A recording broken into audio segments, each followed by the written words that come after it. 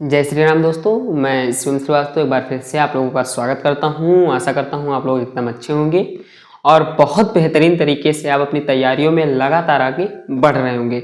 दिसंबर माह आप लोगों का शुरू हो चुका है और दिसंबर की पहली तारीख आज है। अब तारीख पहली है और साल का अंतिम महीना है, तो इस दिसंबर में कुछ वैकेंसियां हैं जो आप लोगों से रह चुकी हैं या आप लोगों को याद ना हो या याद हो तो उनके बारे में अच्छे से जानकारी ना हो। मैं 5 सरकारी भर्तियों को एक साथ वीडियो में कवर अप करने वाला हूँ। वीडियो थोड़ी लंबी होगी पर फुल डिटेल्स होगी और इसके बाद आप लोगों को किसी वैकेंसी के नोटिफिकेशन को नहीं देखने की जरूरत, डायरेक्ट फॉर्म भरने की आवश्यकता होगी। तो बिना किसी देरी की वीडियो शुरू करते हैं। और वीडियो शुरू करने से पहले आप लोगों से विनम्र अनुरोध, अगर अभी तक आप लोगों ने चैनल को सब्सक्राइब नहीं किया है तो कर लीजिएगा और वीडियो पर पहली बार आए हैं तो वीडियो में कमेंट जरूर करिएगा और वीडियो लाइक कर दीजिएगा। अगर आपको लास्ट में तक जाते वक्त ये पता चल जाए कि हाँ वीडियो इन्फॉर्मेटिव थी तो वीडियो लाइक करना ना भूलना। तो बिना किसी देरी की वीडियो शुरू करते हैं और आगे की चर्चाएं एक एक करके अच्छे से समझते हैं। तो दिसंबर माह में जो दिसंबर माह से आपका स्टार्ट हो चुका है कि 5 वैकेंसी, कैसी वैकेंसी? सरकारी भर्ती है। कोई ऐसा पद मैं नहीं बताऊंगा जो सरकारी नहीं है। वैकेंसीज 2024 की हैं, भरी 2025 तक भी जा सकती हैं। ठीक है, प्लस मैं कर देता हूं 2025 तक भी भरी जा सकती हैं आराम से, कोई दिक्कत नहीं। जो टोटल ऑफ पद हैं, जब टोटल ऑफ पद आप करेंगे तो लगभग 50,000 प्लस पद निकल रहे हैं, 60,000 के करीब निकल रहे हैं। लेकिन मैंने 50,000 प्लस पद आप लोगों के लिए रखा है ताकि कोई दिक्कत ना हो। जो ये चीजें मैंने जो आप लोगों के लिए लिखी हैं ये सब में लगभग कॉमन है। सब में कॉमन होने की वजह से मैंने लिखी है। एज की अगर मैं बात करूं तो सारी वैकेंसीज में 18 से 33 साल मांगी गई है और क्वालिफिकेशन पद के अनुसार किसी में 10वीं मांगा गया है और किसी में 12वीं। डिप्लोमा भी मांग लिया गया है किन्हीं पदों के लिए। जो इंजीनियरिंग क्षेत्र के पद हैं उनके लिए स्नातक भी है, पोस्ट ग्रेजुएट भी है। सैलरी की बात करूं तो जो 7वां वेतन आयोग है, जो भारत सरकार का 7वां वेतन आयोग है, उसके अनुसार से स्टार्टअप होगा। उसके अलावा पद के अनुसार बढ़ेगा। ठीक है, चयन प्रक्रिया की बात करूं तो कुछ की लिखित परीक्षाएं हैं, कुछ में इंटरव्यू भी होगा और कुछ में स्किल टेस्ट भी होगा। अब जॉब सिक्योरिटी की बात करूं तो सरकारी है तो 100% सिक्योरिटी दे सकता हूं कि 100% है, किसी प्रकार की दिक्कत नहीं होगी। अगर एक बार आप सिलेक्शन ले लेते हैं और आप उन तरह की कुछ गतिविधियों को नहीं अपनाते हैं जिनसे उनका कि होता है, कुछ ऐसी होती हैं और जो फिर उनमें जो आप लोगों को फिर सस्पेंड करना पड़ता है, वरना वैसे तो बहुत सी नौकरियां हैं, सरकारी नौकरी कभी खत्म नहीं होती। पेंशन की बात करूं तो भर्ती के अनुसार है। भर्ती के अनुसार मतलब पद के अनुसार है, वैकेंसीज के अनुसार है। कौन कौन सी, जैसे रेलवे वगैरह हो गया, इन सब चीजों में आप लोग जानते होंगे पेंशन वगैरह होता है या नहीं होता, उनके ऊपर भी मैं लास्ट में आप लोगों को बता दूंगा। इसके लिए तो ये चीज को आप नकार सकते हैं, इस चीज को आप नहीं लिखेंगे। बाकी के लिए अब आप धीरे धीरे आप लोगों को चीजें शुरुआत करते हैं, सभी के डाटा के अनुसार, जो मैंने डाटा कलेक्ट किया है उसके अनुसार आप लोगों को बताते हैं। ये चीजें आपको समझ में आ गई हो, अब इसको मैं रफ कर देता हूं और आसानी से चीजों को समझता हूं।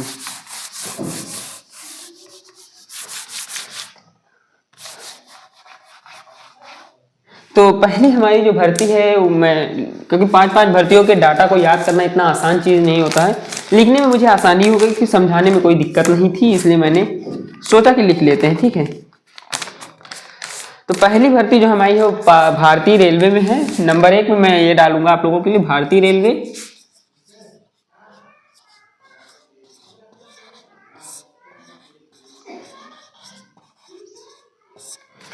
भारतीय रेलवे में जो है पद निकले हैं, टोटल ऑफ पद मैं बता रहा हूं आप लोगों के लिए। टोटल ऑफ पद 30,000 से ज्यादा पद हैं। ठीक है, 30,000 प्लस पद हैं, तो आप लोग 30,000 प्लस पदों के लिए कर सकते हैं आवेदन, किसी प्रकार की दिक्कत नहीं है। इनकी ऑफिशियल वेबसाइट पर सारे अपडेटेड जॉब हैं। पद कौन कौन से अगर मैं आप लोगों को बताऊं तो इसमें आप लोगों को तकनीशियन के पद मिल जाएंगे। तकनीशियन के बाद आप लोगों को यहाँ पर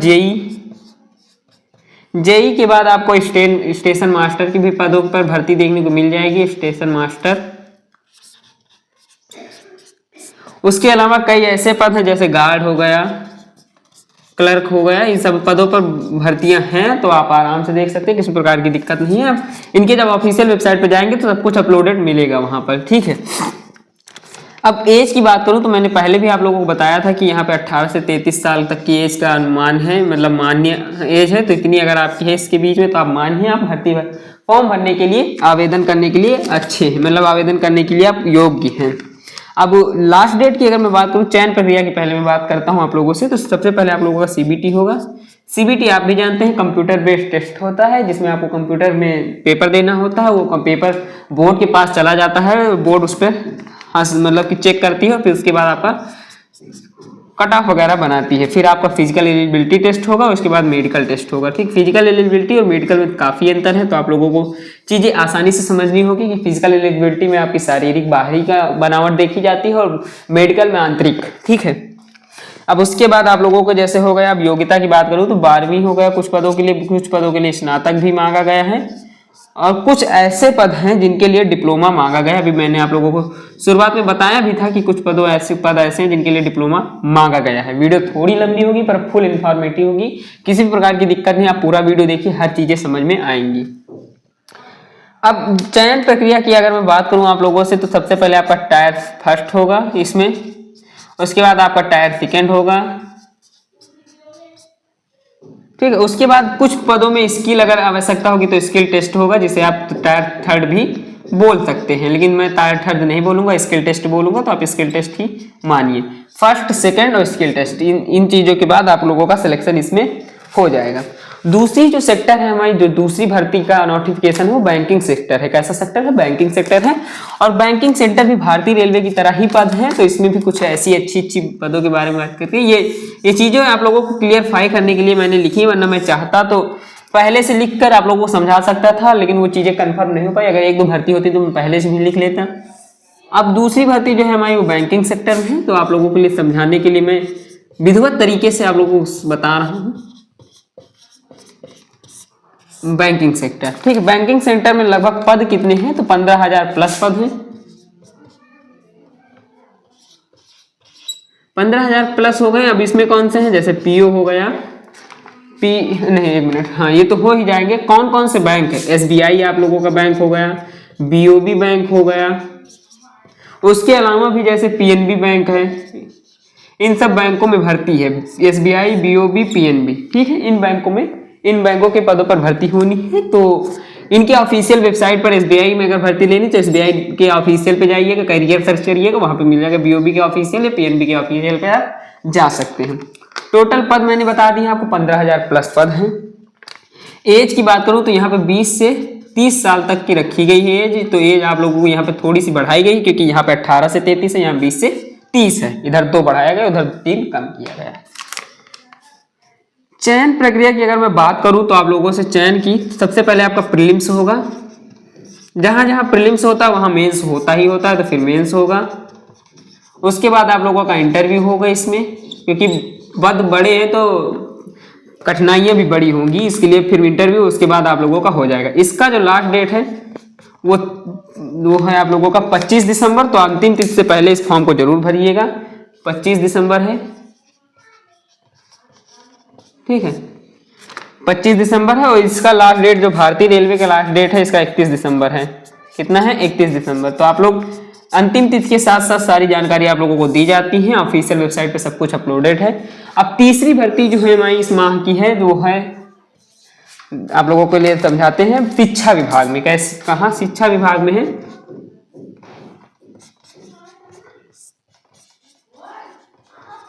शिक्षा विभाग में कैसी कैसी भर्तियां हैं? टीजीटी, पीजीटी की भर्तियां हैं। लगभग पद की बात करूं तो 8,000 प्लस पद हैं आप लोगों के लिए। 8,000 पद ठीक है, वैसे शिक्षा विभाग में वैसे भी भर्तियां कम आ रही हैं, लेकिन ये भर्ती थी तो मैंने बता दी आप लोगों के लिए। टीजीटी हो गया, पीजीटी हो गया, टीजीटी पीजीटी के पदों पर भर्ती होनी है। योग्यता यहाँ पर 12वीं है कुछ के लिए, 12th हो गया आप लोगों का, और बीएड हो गया, डीएलएड हो गया। किसी भी वैकेंसीज के बारे में अगर आप लोगों को कोई दिक्कत है तो आप कमेंट बॉक्स में पूछ सकते हैं, मैं उस पर आप लोगों को कमेंट में आंसर दे दूंगा। एज की अगर मैं बात करूं तो 21 से 40 साल यहाँ पे एज मांगी गई है। अगर आप लोगों की इतनी एज है तो आप इस फॉर्म को भरने के एबल हैं, ठीक है। 21 से 40, इसमें भी आप लोगों का सबसे पहले क्या होगा? लिखित होगा, मतलब कि रिटन होगा। रिटन के बाद आप लोगों का इंटरव्यू होगा, ठीक है। अब जब इंटरव्यू आप लोगों का हो जाएगा तो इसमें डेमो टीचिंग का ऑप्शन होता है, डेमो टीचिंग कराई जाएगी। डेमो टीचिंग आप लोगों को स्कूल दिया जाएगा, वहां पे आप लोगों के टीचर्स जो होंगे बड़े, वो देखेंगे आप लोग कैसा पढ़ाते हैं। डेमो टीचिंग होगी। डेमो टीचिंग के बाद आप लोगों को यहाँ पे भर्ती होगी, मेरिट लिस्ट बनेगी। इसकी भी लास्ट डेट मैं अगर आप लोगों को बताऊं तो 15 दिसंबर इसकी लास्ट डेट है। तो अभी तक अगर आप लोगों ने ये फॉर्म नहीं भरा है तो भर दीजिए, और ऐसी वैकेंसीज के लिए चैनल को जरूर सब्सक्राइब करिए। तो 3 वैकेंसीज के बारे में मैंने बात कर ली है आप लोगों से, अब चौथी और 5वीं बची है।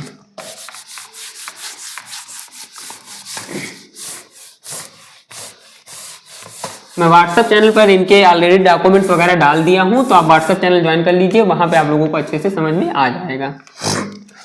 अब जो चौथी भर्ती हमारी वो डिफेंस सेक्टर में है। ठीक है, डिफेंस सेक्टर में कैसी भर्ती है, डिफेंस सेक्टर में आप लोगों को बताऊं अगर, तो इसमें टोटल आप पद हैं जो 5000 से प्लस पद हैं, 5000 प्लस पदों पर भर्ती करनी है, डिफेंस सेक्टर में भर्ती होनी है। और इसमें पद कौन कौन से हैं, तो आप लोग सैनिक हो गया, ठीक है, जो थल सेना के होते हैं उनको सैनिक कहते हैं। नाविक हो गया, जो नाव मतलब कि जल विभाग के जल उसके होते हैं वो नाविक होते हैं, नेविक। अब उसके बाद यहाँ पर कुछ एयरमैन की भर्ती होनी है, जो वायुसेना के होते हैं उन्हें एयरमैन कहते हैं, नेवी वालों को नेविक कहते हैं, तो उस हिसाब से आप लोग देख सकते हैं। और भी पद है जैसे तकनीकी ट्रेडर्स पद हैं, तकनीकी ट्रेडर्स के पद हैं। शैक्षिक योग्यता की बात करूं अगर क्वालिफिकेशन की,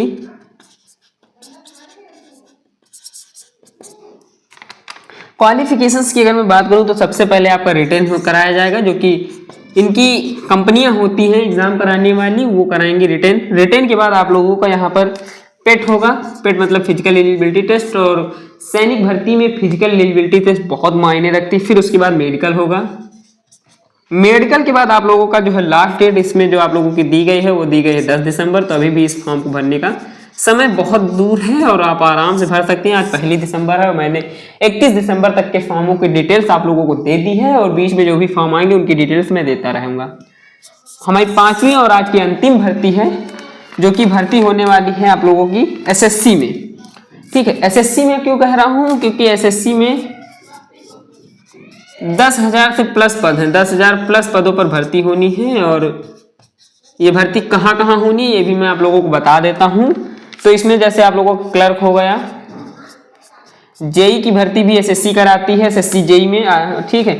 स्टेनोग्राफर की भर्ती एसएससी कराती है, एसएससी स्टेनोस के द्वारा। एसएससी स्टेनोग्राफर के बाद एसएससी इंस्पेक्टर की भर्ती कराती है सीपीओ के द्वारा, ठीक है। इंस्पेक्टर की भर्ती कराते हैं एसएससी एमटीएस के द्वारा, हवलदार की भर्ती होती है। और भी बहुत से पद हैं जो कि छोटे छोटे पद है, 5-5, 600 पद हैं आप, ठीक है। उसी हिसाब से आप लोग देख लीजिएगा।